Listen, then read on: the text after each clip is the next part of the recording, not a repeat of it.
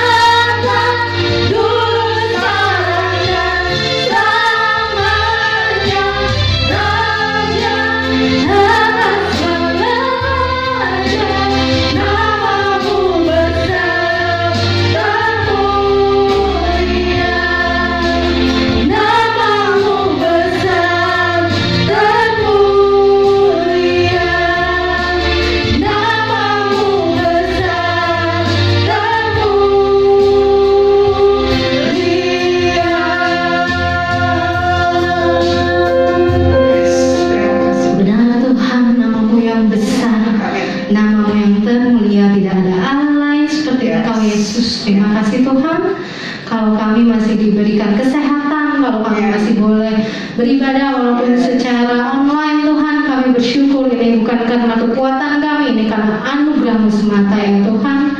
Terima kasih Tuhan, kami mau berikan waktu-waktu ke depan ke dalam tangan-Mu saja ya Tuhan. Kami yakin dimanapun berada Engkau yang tetap bekerja beracara dari awal hingga akhir ibadah kami. Hanya di dalam satu nama Tuhan Yesus Kristus Allah yang kami sembah, kami tinggikan dan kami muliakan, kami berdoa. Mari sama saya yang percaya katakan amin. Amin, puji Tuhan. Sekali lagi shalom. Shalom. Shalom. Yuk kita mau sembah Tuhan kita. Kita mau katakan Alberta bahwa Dia Allah yang selalu beserta dengan kita.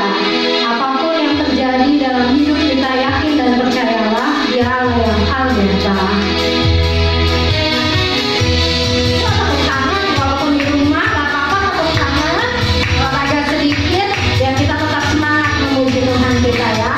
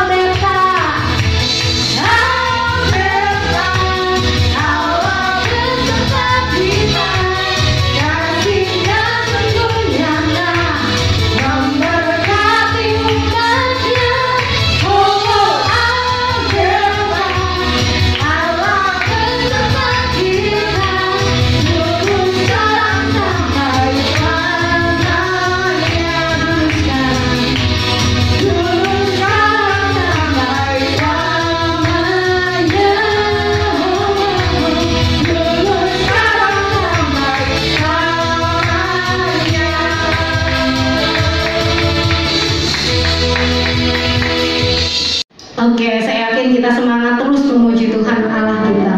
Sebab hari ini adalah hari yang telah dijadikan Tuhan. Mari kita bersuka cita. Semangat terus memuji Allah kita. Yuk kita bersuka di dalam Dia.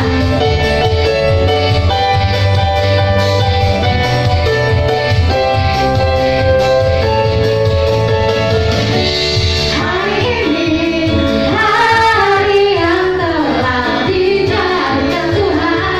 Mari kita bersuka. Hari ini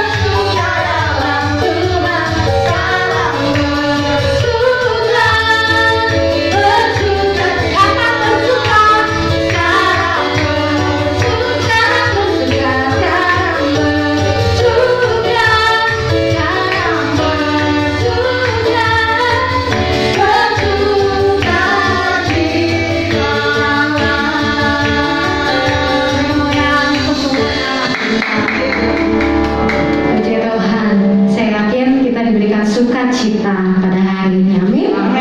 Amin. Jadi tiba saatnya kita mau siapin hati kita, pikiran kita tertuju kepada Tuhan untuk kita mau dengarkan firman-Nya yang akan disampaikan hari ini. Saya yakin keadaan kita belakangan ini, walaupun udah masuk 2021, seperti tidak membaik, tapi saya yakin dan percaya ketika kita berharap, berseru, berserah sama Tuhan, Tuhan akan beri kita kelegaan. Karena Dia tempat harapan kita, karena Dia satu-satunya Allah tempat kita berserah. Mari kita menaikkan pujian ini dengan iman, dengan percaya kita sebagai doa kita di hadapan Tuhan Allah kita. Mari sama-sama katakan.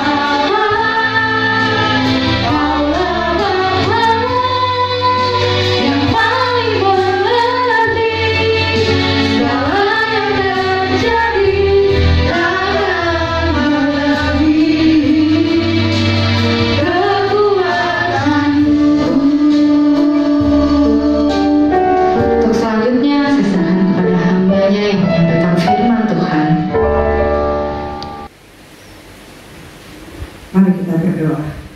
Bapa di dalam surga, kami siap untuk mendengarkan firman-Mu. Mari Roh Kudus, buka hati kami, sucikan pikiran kami, berkati setiap gadget yang kami gunakan dan ruangan dimanapun kami beribadah, supaya setiap benih firman Tuhan yang ditaburkan bisa jatuh di tanah hati kami lakukan di dalam hidup kami, dan hidup kami semakin hari mencerminkan Kristus. Terima kasih Tuhan, hanya di dalam nama Yesus kami berdoa dan bersyukur. Percaya bersama kita katakan amin. Shalom Bapak Ibu Saudara, senang sekali bisa bertemu dengan Bapak Ibu Saudara dimanapun kita berada. Kita bersatu di dalam roh pujian, penyembahan, dan pembahasan firman Tuhan. Bapak Ibu, dalam hidup kita, manusia, hidup kita ini sangat dinamis. Betul apa benar? Gak terus-terusan kita bercanda, kadang kita nangis. Gak terus-terusan kita ketawa, kadang bercucuran air mata. Gak terus-terusan kita senang, ada juga susahnya. Orang bilang ada naik, ada turun, ada datar gitu ya. Pernah gak sih kita ngeluh sama Tuhan? Pernah gak? Mungkin kita sadari gak sadari, pernah. Mungkin secara sengaja gak sengaja, mungkin kita pernah ngeluh sama Tuhan. Mungkin secara langsung gak langsung, ya kalau diingat-ingat kayaknya iya deh gitu ya. Pernah gak sih kita merasa seolah-olah Tuhan itu kok jahat ya dalam hidup kita? Baiknya buat orang lain doang. Pernah gak kita khawatir bahwa pertolongan Tuhan itu terlambat loh datangnya dalam hidup kita? Kita merasa kok doa-doa kita gak dijawab ya, kayak mentok di langit-langit. Jangan-jangan Tuhan lagi pergi liburan nih begitu ya. Pernah gak sih kita bertanya, kok hal-hal yang susah, yang nyakitin, yang bikin kita menderita tuh semuanya kayaknya numpuk dalam hidupnya, dalam hidup saya. Kapan saya bisa senang? Yuk mari kita buka 1 Raja-Raja 17 ayat 7 sampai yang ke-23. Sebuah kisah yang sudah amat kita kenal. Mungkin juga sebagian dari kita sudah hafal dengan kisahnya. Judulnya adalah Elia dan janda di Sarfas. Nanti Bapak Ibu Saudara bisa baca keseluruhan kisah ini setelah ibadah ini selesai, supaya bisa lebih memahami apa yang sebenarnya terjadi di dalam perikop ini. Nah, Bapak Ibu, kesusahan dalam hidup janda beranak satu ini sangat banyak. Bukan lagi banyak, tetapi banyak. Tetapi janda ini tidak mengeluh sampai akhirnya dia mendapatkan mujizat Tuhan. Sampai akhirnya adalah happy ending. Apa sih yang bisa kita lihat dari kisah janda ini? Yang pertama kita lihat ayat 7 sampai yang ke-10. Saya bacakan. Bapak Ibu Saudara bisa mengikuti dari Alkitab masing-masing ataupun dari layar yang ada di belakang saya. Tetapi sesudah beberapa waktu sungai itu menjadi kering, sebab hujan tiada turun di negeri itu. Maka datanglah firman Tuhan kepada Elia, bersiaplah, pergi ke Sarfat yang termasuk wilayah Sidon, dan diamlah di sana. Ketahuilah, aku telah memerintahkan seorang janda untuk memberi engkau makan. Sesudah itu ia bersiap, lalu pergi ke Sarfat. Setelah ia sampai ke pintu gerbang kota itu, tampaklah di sana seorang janda sedang mengumpulkan kayu api.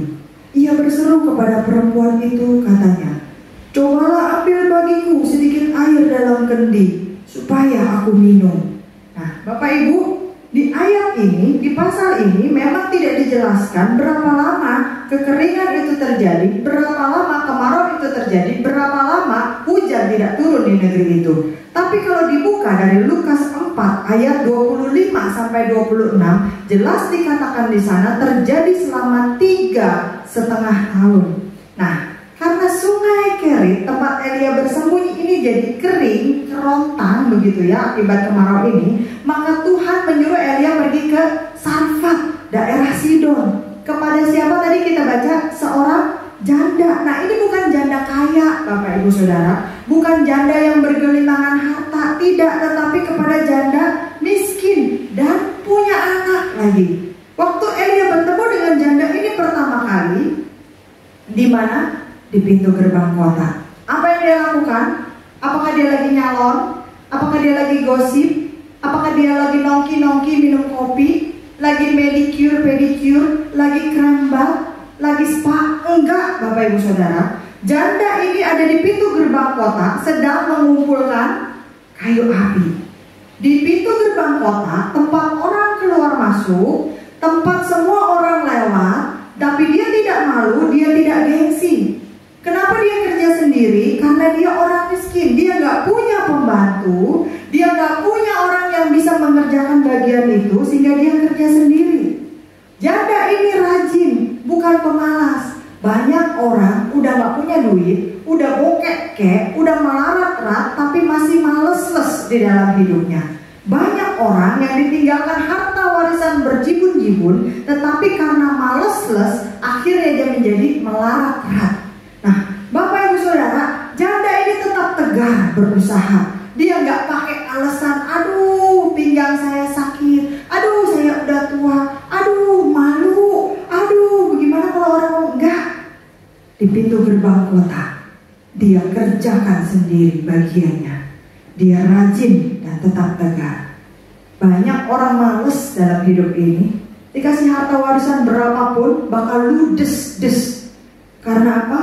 Awalnya malas belajar, sehingga tidak mampu untuk mengelola harta warisan yang ditinggalkan. Akhirnya cari jalan pintas, pakai narkoba, cari dukun, bunuh diri, dan sebagainya. Cari jalan pintas yang gampang. Tapi yang bisa kita pelajari, hal pertama dari janda miskin beranak satu yang hidup susah dan banyak masalah, dia tetap berusaha, tetap berjuang. Harian Guangzhou pernah menuliskan bahwa jumlah bunuh diri di Cina telah meningkat tajam selama periode reformasi, di mana negara tersebut mengalami kemajuan yang pesat sekali. Kita tahu apapun yang kita pegang sekarang ini kebanyakan made in China begitu ya. Nah, dituliskan di sana setiap 2 menit satu orang mencoba untuk bunuh diri. 22% warga Cina berpotensi untuk bunuh diri. Tingkat bunuh diri di pedesaan jauh lebih tinggi justru daripada di perkotaan, dan menyumbang 75% kasus bunuh diri di Cina. Bunuh diri adalah pembunuh terbesar di Cina, justru untuk periode umur 15 sampai 34 tahun, di mana orang harusnya produktif, bekerja keras, penuh semangat, masa depan cerah, berjuang, berusaha, tapi justru paling banyak yang bunuh diri di usia segitu. Contohnya saja Bapak Ibu Saudara, 2 pelajar Cina di kota yang berbeda, otomatis sekolah yang berbeda, masing-masing bunuh diri cuma karena PR-nya belum selesai. Zaman saya sekolah dulu Bapak Ibu Saudara, PR selesai nggak selesai, ya kita mau sekolah-sekolah aja begitu kan. Paling disuruh berdiri di lapangan ataupun berdiri di kelas, madep tembok, pegang kuping, angkat kaki satu begitu kan. Tapi nggak ada kepikiran untuk bunuh diri. Karena paling dihukum kita jalani, besok ya udah lanjut lagi. Saking depresi, frustrasi, mereka bunuh diri cuma karena PR yang belum selesai. Dan ini tingkatnya terus meningkat. 2 Tesalonika 3 ayat yang ke-10 berkata apa? Jika seseorang tidak mau bekerja, janganlah ia makan. Artinya bukan berarti kalau kita sakit, kita punya penyakit parah, kita harus tetap bekerja. Bukan, ini buat orang yang males-les dan suka membuang-buang waktu. Disuruh kerja, disuruh beresin besok, disuruh melamar kerjaan nanti, disuruh membuka usaha tunggu. Ini ayat untuk orang yang membuang-buang waktu, yang males, tidak mau berusaha, tidak mau berjuang, sok tunggu. Nah, kita bilang apa? Jika tidak mau bekerja, tidak mau berusaha, jangan makan. Hal pertama yang dialami, yang dirasakan oleh, yang dilakukan oleh janda ini, dia tetap berjuang, tetap berusaha. Masalahnya banyak, buahnya. Masalahnya bejibun, yes. Hidupnya gampang atau susah? Susah.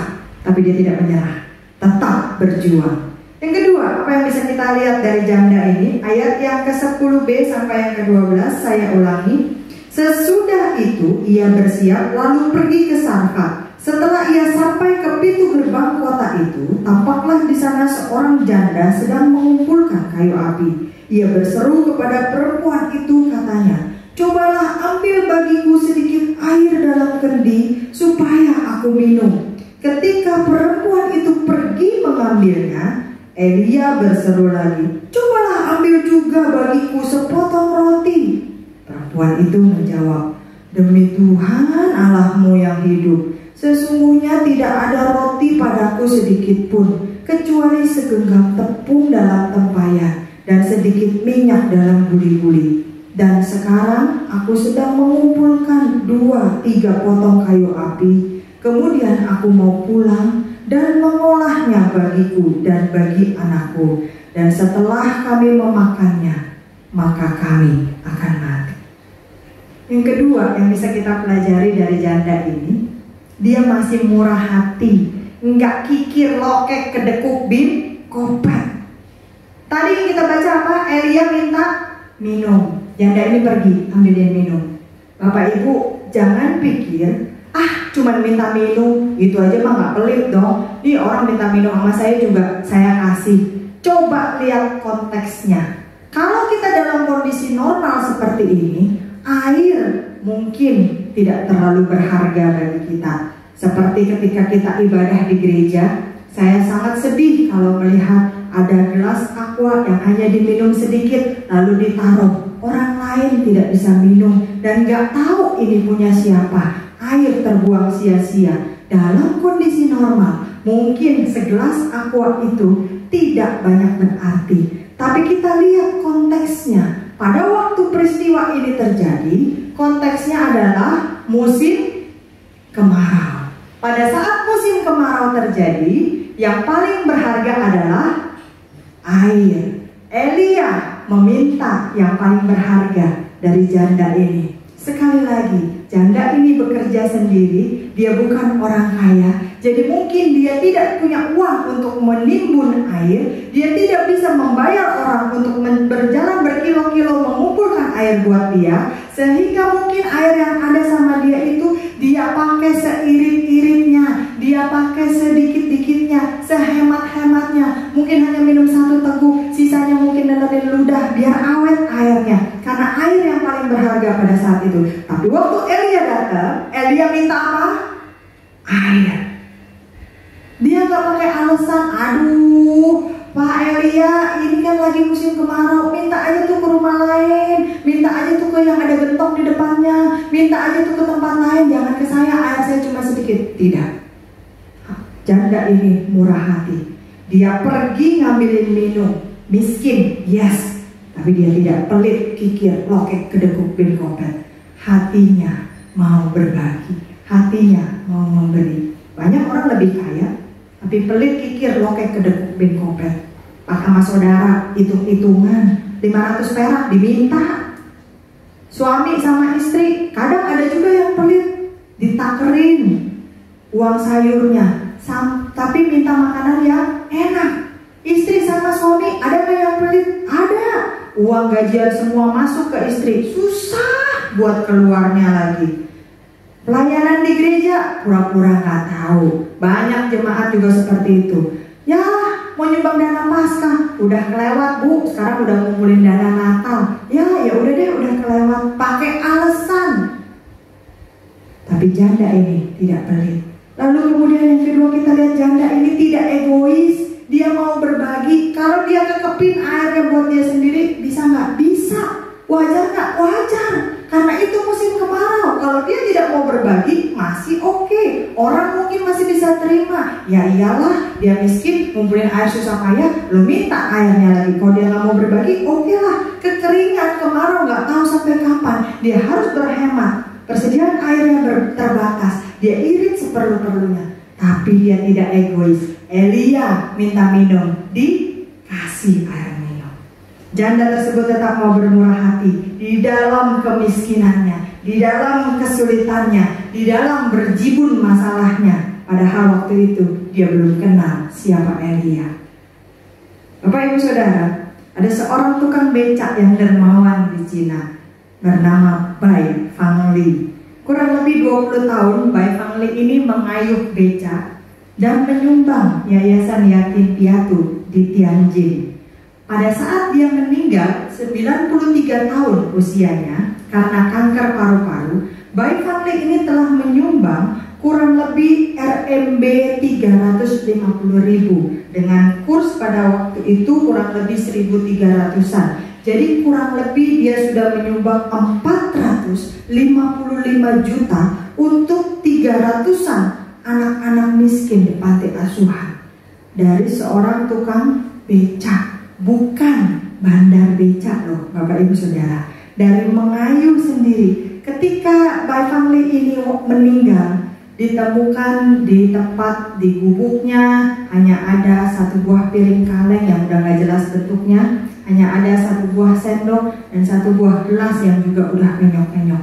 Tapi dia mau tetap bermurah hati. Hasil dia mengayuh, dia sumbangkan, dia hidup apa adanya. Amsal 11 ayat yang ke-24 sampai 25 berkata, ada yang menyebar harta tetapi bertambah kaya, ada yang menghemat secara luar biasa namun selalu berkekurangan. Nah, Bapak Ibu Saudara, kita belajar dari janda ini. Kita mungkin miskin, kita mungkin hidup pas-pasan, kita mungkin masih punya banyak masalah, kita mungkin berhadapan dengan fakta yang menyakitkan, tapi kita tidak pelit, kita masih murah hati. Contoh dari 2 Korintus 8 ayat 1 sampai yang ke-14 yang saya khotbahkan beberapa minggu lalu, bagaimana jemaat Makedonia dipuji oleh Rasul Paulus karena memberi di tengah kekurangan mereka. Yang ketiga, apalagi yang bisa kita pelajari dari janda ini? Ayat yang ke-13 sampai yang ke-15. Tetapi Elia berkata kepadanya, janganlah takut, pulanglah, buatlah seperti yang kau katakan. Tetapi buatlah lebih dahulu bagiku sepotong roti bundar kecil daripadanya, dan bawalah kepadaku. Kemudian barulah kau buat bagimu dan bagi anakmu. Sebab beginilah firman Tuhan Allah Israel, tepung dalam tempayan itu tidak akan habis, dan minyak dalam buli-buli itu pun tidak akan berkurang, sampai pada waktu Tuhan memberi hujan ke atas muka bumi. Lalu pergilah perempuan itu dan berbuat seperti yang dikatakan Elia. Maka perempuan itu dan dia serta anak perempuan itu mendapat makan beberapa waktu lamanya. Yang ketiga, apa yang bisa kita pelajari? Menuruti firman Tuhan, taat, patuh, tunduk. Elia sudah melihat kondisi janda tersebut miskin, melarat-larat. Elia minta minum, udah dikasih minum, minta makan. Orang bilang apa? Udah dikasih jantung, hati minta jantung, kelewatan nih orang. Dia jawab apa? Bahwa makanannya cuma buat janda itu, dirinya dan anaknya. Itu pun cuma 1 kali makan. Sesudah mereka makan, lalu mereka mati karena tidak ada makanan lagi. Tetapi apa yang dilakukan Elia? Harusnya, normalnya, wajarnya Elia akan bilang, oh ya udah deh, makanannya buat kamu aja, toh cuma segitu-gitunya. Tapi ini enggak. Elia bilang, Elia maksa, ya udah, iya tahu, bikinin dulu buat saya, abis itu baru buat kamu. Wajar gak sih kalau si janda ini mikir, Elia melunjak, udah gak kenal, minta air dikasih, sekarang minta makan. Tapi janda ini sekali lagi gak pakai alasan, Bapak Ibu Saudara. Dia mau menuruti. Walaupun saat itu dia belum kenal Tuhannya Elia, walaupun saat itu perintahnya, permintaannya sangat tidak masuk di akal, tapi dia lakukan. Berapa banyak dari kita yang katanya percaya kepada Tuhan Yesus, mengalami kasih karunia Tuhan, mengalami kemurahan Tuhan, mengalami pemeliharaan Tuhan, menikmati berkat-berkat dan pertolongan Tuhan. Tapi kok waktu Tuhan kasih perintah kita masih bandel. Waktu Tuhan suruh lakukan sesuatu, kita masih nggak nurut. Waktu Tuhan kasih instruksi, toh kita masih ragu-ragu. Padahal firman Tuhan dalam Yohanes 15 ayat yang ke-7 berkata apa? Yohanes 15 ayat yang ke-7. Jikalau kamu tinggal di dalam aku dan firman-Ku tinggal di dalam kamu, mintalah apa saja yang kamu kehendaki dan kamu akan menerimanya. Bukan cuma minta, tapi terima. Roma 8 ayat yang ke-28 berkata apa? Kita tahu sekarang bahwa Allah turut bekerja dalam segala sesuatu, termasuk pandemi ini, untuk mendatangkan kebaikan bagi mereka yang mengasihi Dia, yaitu bagi mereka yang terpanggil sesuai dengan rencana Allah. Tapi ada syaratnya. Syaratnya apa? Matius 6 ayat 33. Tetapi carilah dahulu kerajaan Allah dan kebenarannya, maka semuanya itu akan ditambahkan kepadamu. Mau nggak kita taat? Nggak pakai alasan lagi. Mau nggak kita nurut? Nggak pakai babibu lagi. Mau nggak kita patuh? Nggak pakai tarsok tunggu lagi. Yang keempat, apa yang bisa kita pelajari dari janda ini? 1 Raja-Raja 17 ayat 17 sampai yang ke-24. Sesudah itu, anak dari perempuan pemilik rumah itu jatuh sakit, dan sakitnya itu sangat keras sampai tidak ada nafasnya lagi. Kata perempuan itu kepada Elia, apakah maksudmu datang kemari, ya abdi Allah? Singgahkah engkau kepadaku untuk mengingatkan kesalahanku dan untuk menyebabkan anakku mati? Kata Elia kepadanya, berikanlah anakmu itu kepadaku. Elia mengambilnya dari pangkuan perempuan itu dan membawanya naik ke kamarnya di atas dan membaringkan anak itu di tempat tidurnya. Sesudah itu ia berseru kepada Tuhan, katanya, ya Tuhan Allahku, apakah engkau menimpakan kemalangan itu atas janda ini juga, yang menerima aku sebagai penumpang dengan membunuh anaknya? Lalu ia mengunjurkan badannya di atas anak itu 3 kali dan berseru kepada Tuhan, katanya, ya Tuhan Allahku, pulangkanlah kiranya nyawa anak ini ke dalam tubuhnya. Tuhan mendengarkan permintaan Elia itu, dan nyawa anak itu pulang ke dalam tubuhnya, sehingga ia hidup kembali. Elia mengambil anak itu, ia membawanya turun dari kamar atas ke dalam rumah dan memberikannya kepada ibunya. Kata Elia, ini anakmu, ia sudah hidup. Kemudian kata perempuan itu kepada Elia, sekarang aku tahu bahwa engkau abdi Allah dan firman Tuhan yang kau ucapkan itu adalah benar. Yang terakhir, apa yang bisa kita pelajari dari janda ini, Bapak Ibu Saudara? Bahwa dia tetap percaya, tetap beriman. Janda ini sudah mengalami mujizat pemeliharaan Tuhan. Sesi pertama sudah selesai, ujian pertama dia lolos, dan dia mengalami mujizat Tuhan. Minyak dan tepung tidak habis-habis walaupun digunakan. Itu tadi sudah kita lihat di ayat yang tadi, pembahasan pertama. Dia berbuat baik kepada orang lain, apalagi kepada hamba Tuhan, lalu diberkati. Harusnya begitu. Logika kita, pemahaman kita, permintaan kita, maunya kita wajar menurut pemikiran kita. Tetapi dia berbuat baik kepada orang lain, dia diberkati, lalu kemudian anaknya sakit dan mati. Anak satu-satunya sakit dan mati. Dikatakan tadi tidak ada nafasnya lagi. Apa yang jadi pertanyaan dia? Hancur hatinya, patah remuk, dan dia mulai bertanya-tanya kepada Tuhan di dalam emosi. Wajar gak? Wajar. Bukankah seringkali kita juga merasa seperti itu? Tuhan, aku sudah melayani mati-matian, kok aku yang kena PHK?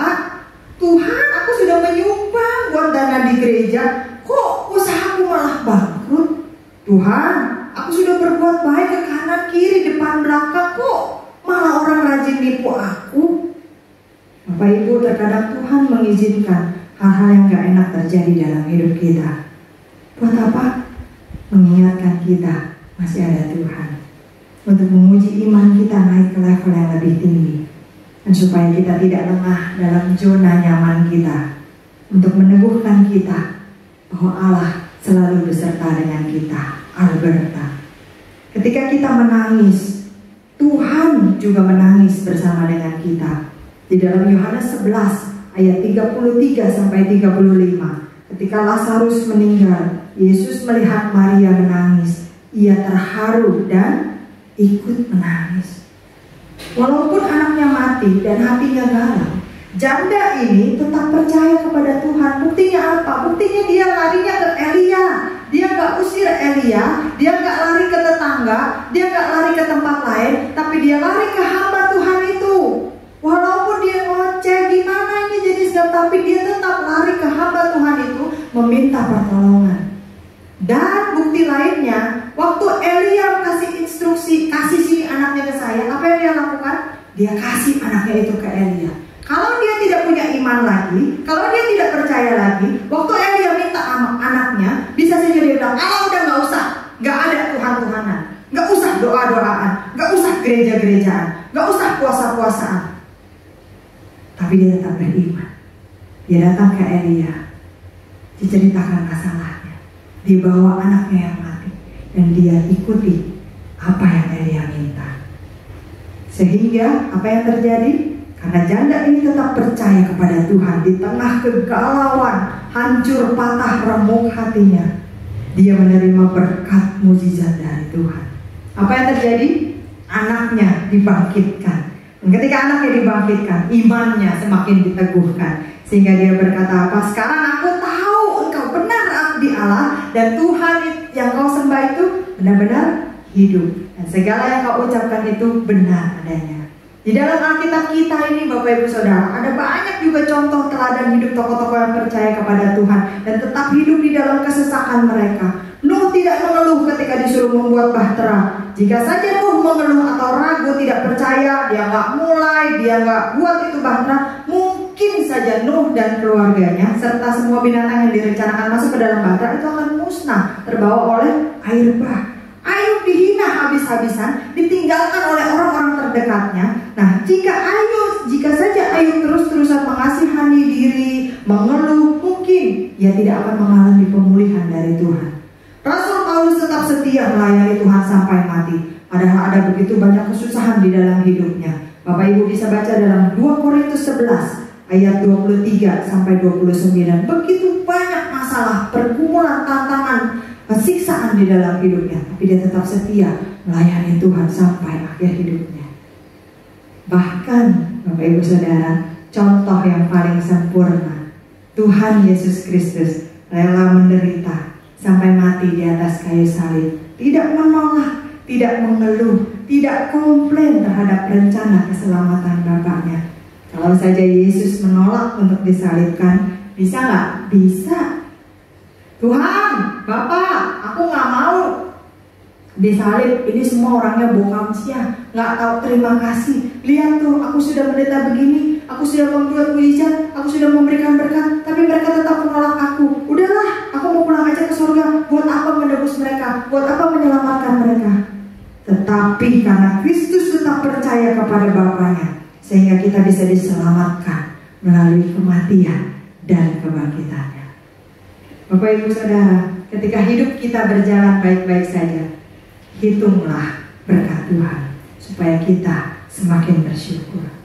Ketika hidup kita sedang kurang baik, seolah-olah kita berjalan di padang pasir kekeringan, hitunglah berkat Tuhan supaya kita bisa bersyukur. Ingat bahwa keadaan yang paling gelap dan sulit sekalipun, kita tidak pernah sendiri, karena Allah beserta kita. Oleh karena itu, dari pembelajaran janda ini, mari kita tetap berusaha, tetap berjuang, kerjakan bagian kita, pertahankan kemurah hatian kita. Jangan hati kita jadi tercemar, ternoda, hati kita jadi keras, membatu, menjadi egois. Jangan. Taat, patuh, tetap turuti perintah Tuhan, karena itu yang terbaik di dalam hidup kita. Dan yang terakhir, tetap beriman, pegang teguh iman kita, tetap percaya kepada Tuhan. Amin buat firman Tuhan. Mari kita berdoa. Bapa di dalam surga, terima kasih untuk firman-Mu yang bisa kami dengarkan pada hari ini.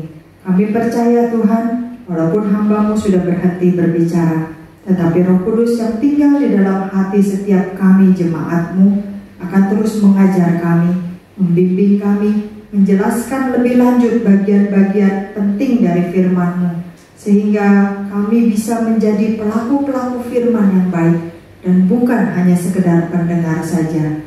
Kami percaya Tuhan bahwa Engkau tidak pernah meninggalkan kami di tengah kesusahan kami, kemiskinan kami, kemelaratan kami, masalah, pergumulan, sakit, penyakit, apapun yang menjadi hal gak enak dalam hidup kami percaya Allah selalu beserta dengan kita, tidak pernah meninggalkan kami, sehingga kami mau belajar menjadi seperti janda Sarfat itu, yang pada akhirnya happy ending, karena tetap melakukan apa yang Tuhan mau. Hanya di dalam nama Yesus kami berdoa dan bersyukur. Yang percaya bersama kita katakan amin. Puji Tuhan, saya yakin kita semua diberkati, amin. Amin. Saya yakin setiap yang kita dengar tidak berlalu begitu saja, kita bisa aplikasikan dalam kehidupan kita. Sebagai rasa ucapan syukur kita di hadapan Tuhan, saya juga mengajak Bapak, Ibu, Saudara-saudari untuk memberikan persembahan sebagai rasa ucapan syukur. Yang tertera di sini sebelah kanan saya bisa ditransfer ke rekening ini. Terima kasih untuk persembahannya. Tuhan Yesus memberkati. Kini tiba saatnya kita sampai di penghujung ibadah kita. Sekali lagi kita menaikkan pujian, kemuliaan hanya untuk Tuhan. Kami memuji kebesaran-Mu Tuhan. Ajaiblah Engkau Tuhan. Ajaiblah Tuhan.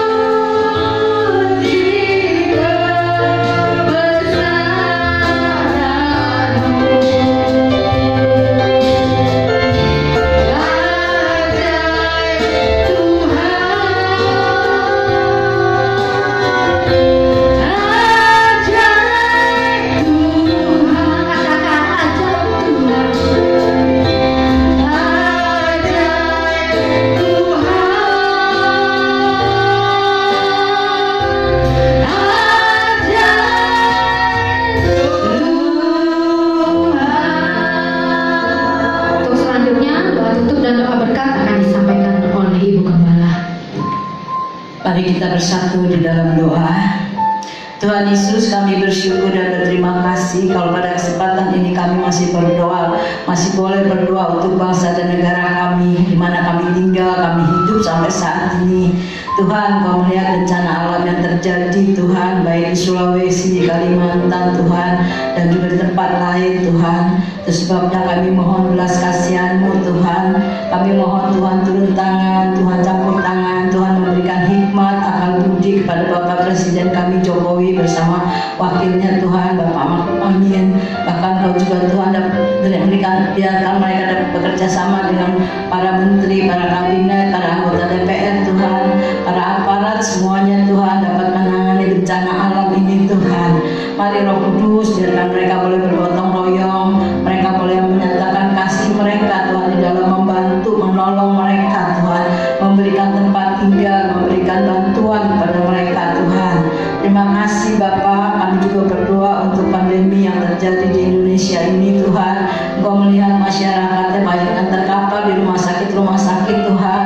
Kami juga memohon lawatan-Mu, kami mohon belas kasihan-Mu, kami mohon Tuhan, biarlah Engkau Tuhan menjenguk mereka, Tuhan, melawat mereka, Tuhan, karena dengan lawatan-Mu, dengan lawatan-Mu, Tuhan, dengan belas kasihan-Mu, mereka mendapatkan kekuatan daripada-Mu, mereka mendapatkan semangat, Tuhan, bahkan mereka mendapatkan harapan bahwa di dalam Yesus ada pemulihan, di dalam Yesus ada kesembuhan, Bapak.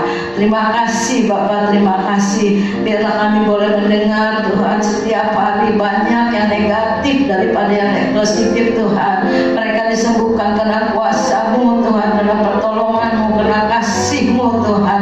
Menjamah mereka yang ada di rumah sakit Tuhan. Mereka yang terkapar tidak berdaya, biarlah Tuhan pakai para dokter, para jururawat, para relawan Tuhan. Berikan kesatuan hati pada mereka dapat bekerjasama untuk menolong, merawat, membantu mereka yang sakit Tuhan. Terima kasih Bapa, kami percayakan mereka ke dalam tangan kuasa-Mu Tuhan. Kau juga berikan kekuatan kepada pengurus makam Tuhan, di mana mereka juga letih dari pagi sampai malam Tuhan. Sebabnya Kau berikan mereka kekuatan Tuhan, biar mereka juga Kau berikan kesabaran di dalam melakukan tugas mereka Tuhan. Kau juga yang memelihara keluarga dan anak mereka Tuhan.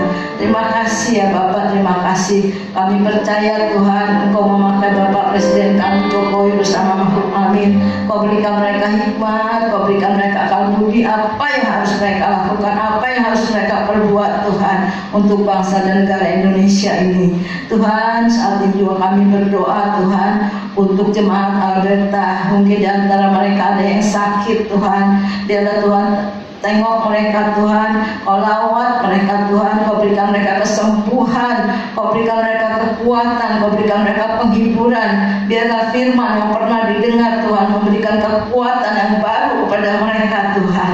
Terima kasih, kami percaya Tuhan firman yang ditabur, yang mereka dengar tidak sia-sia Tuhan, tetapi dapat menolong mereka Tuhan, menguatkan mereka, menghibur mereka Tuhan. Terima kasih Bapa, terima kasih Tuhan Yesus. Saat ini juga kami berdoa untuk jemaat Alberta Tuhan. Mungkin di antara mereka ada yang susah, ada yang sedih Tuhan. Biar Roh Kudus memberikan penghiburan kepada mereka Tuhan. Mereka yang di dalam pergumulan juga Tuhan berikan kemenangan demi kemenangan Tuhan. Mereka yang berbeban berat, biarlah Tuhan mengangkat beban mereka Tuhan di dalam nama Yesus Tuhan, sehingga mereka boleh juga mendapatkan keringan daripada Tuhan. Terima kasih Kau memberkati seluruh jemaat Alberta Tuhan, baik rumah tangga mereka, keluarga mereka, anak-anak mereka Tuhan, pekerjaan mereka Tuhan, Kau berkati Tuhan. Terima kasih Bapak, terima kasih kalau Kau juga mengajarkan untuk mereka semuanya setia mengembalikan persepuluhan yang milik Tuhan. Biarlah Tuhan yang memberkati tangan-tangan mereka, Tuhan yang memberkati pekerjaan mereka, Tuhan juga memberkati kehidupan mereka Tuhan.